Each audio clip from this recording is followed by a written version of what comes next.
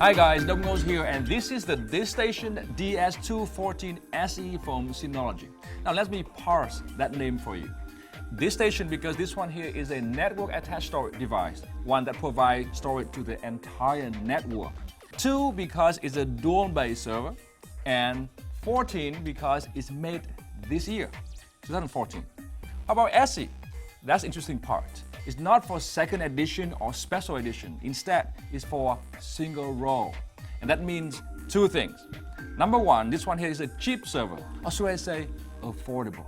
It's not made in China, not mainland China at least. Now, this server here costs $150 for no storage, or $340 with 4 TB included.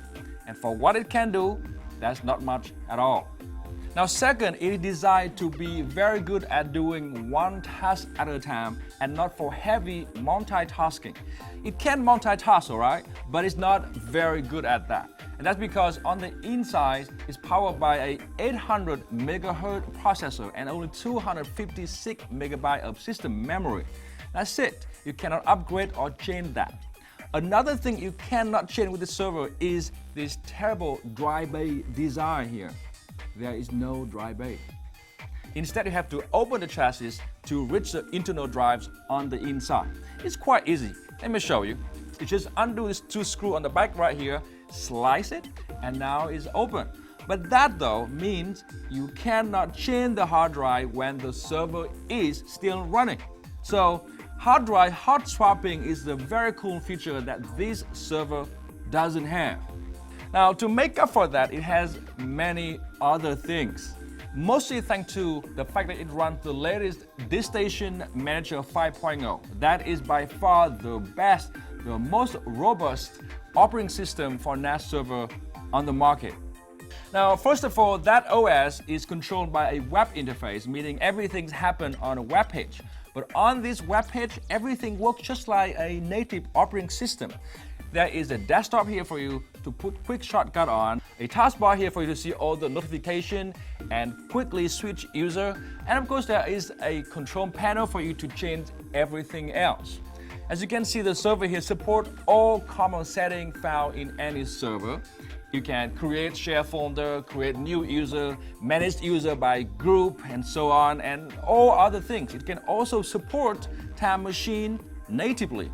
And there's a quick connect feature right here that allows you to quickly make the server work over the internet very easily. However, the best thing about this server here is the package center. Here you can install new packages on this server. Each package actually is a program or an app that adds a new function or feature to the server. So the package center to this server is somewhat like the App Store to the iPhone. The download center, for example, is the best way to find and get stuff from the internet. So type in what you want, search for it, and then click on the result. That's it. You can actually download multiple things at the same time. The cloud station is also great. It basically allows the server here to work like a Dropbox server, except there is no storage limit and no monthly fee either. So in all, the DS214se right here offers tremendous value for how much it costs.